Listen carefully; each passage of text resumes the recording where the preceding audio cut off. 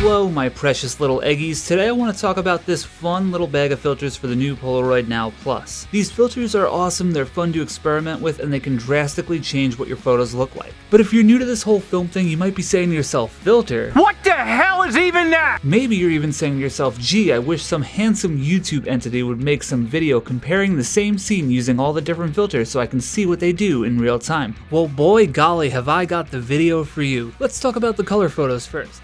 As a baseline, here is the photo without any filters on. The camera is judging all the settings. I'm not using the app, I'm just taking the photo and I'm using the flash. Up next we have the starburst filter. Now this one takes any light source and kind of causes it to flare up and make a little bit of a star symbol. So that's the most obvious effect, but I've also noticed that this filter tends to warm the photos up a little bit. Here's a side by side with no filter. You can see that the areas, especially around the star effect, have warmed up a little bit. The red vignette filter, as the name implies, makes the corners of the frame turn red. You got red on you. But it's a little bit more than the corners. It kind of creeps in towards the center of the frame until the center kind of turns back to basically the normal colors. Moving on to the orange filter, we have an orange cast across the entire frame, and that is the same with the yellow and the blue.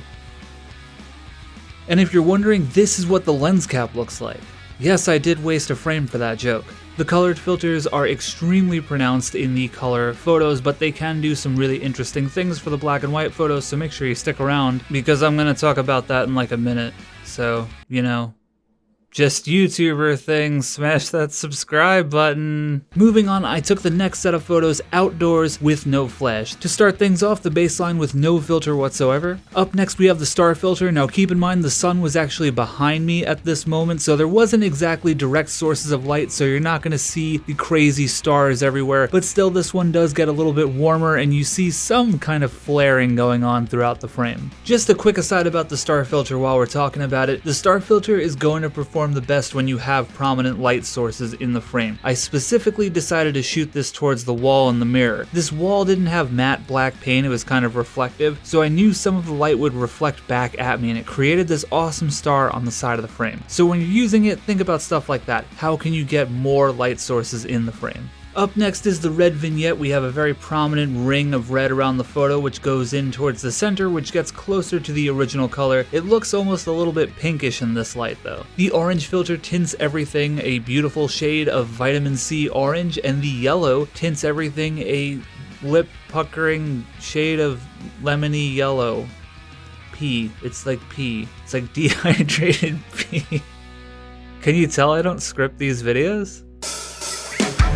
In this specific lighting, the blue filter made things very kind of like pastel-y blue, almost lavender, which I'm not a huge fan of. Gotta tell you, I've never really used the blue filter before this. The only other thing that pops into my head is the red and the starburst filters have little cutouts for the light meter and the blue one doesn't. Don't quote me on this, but maybe the camera's just not judging exposures right because it doesn't have that little cutout for the light meter. I don't know, man. Last but not least, for a meme, I stacked the blue and yellow filters on top of each other. I just kind of held it there like an idiot because they don't screw into each other or anything like that. No particular reason, I just had one shot left and I wanted to waste it. It kind of reminds me of like Taco Bell Mountain Dew when the syrup to soda ratio is kind of off and the color's not quite right.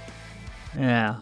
Okay, my precious little eggies, let's move on to the black and white photography. Now this is where things get really interesting. See, the effects are very obvious in color photography, but when you enter the world of black and white, you can do a ton to the photo's contrast using colored filters. So let's explore. For the first setup, I had this handsome devil stand up against the wall at grounds. I'd put some B-roll of him there, but he was filming it, so yeah. But thank you for filming it, and go check out his channel. That's of course Knoptop. If you didn't already know, now you know.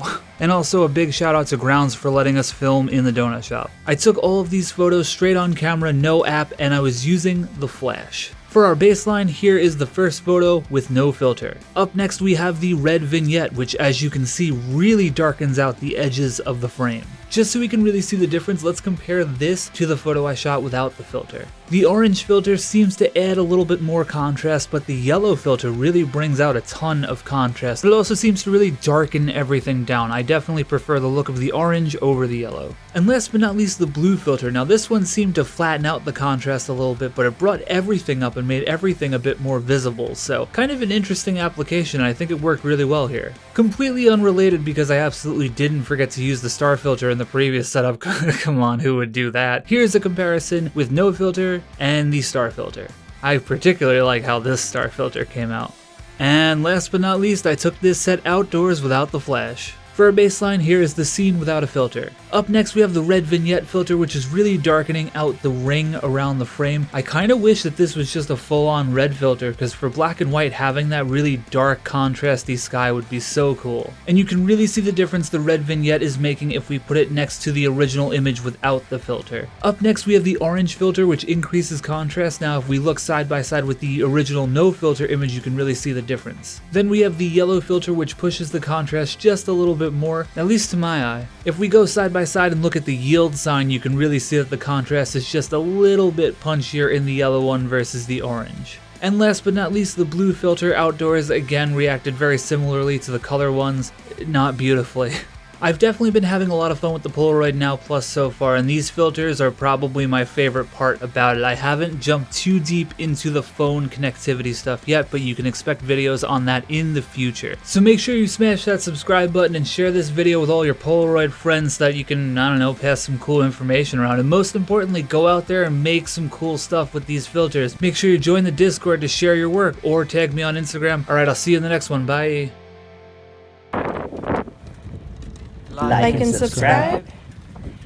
Sweet Loop Photography.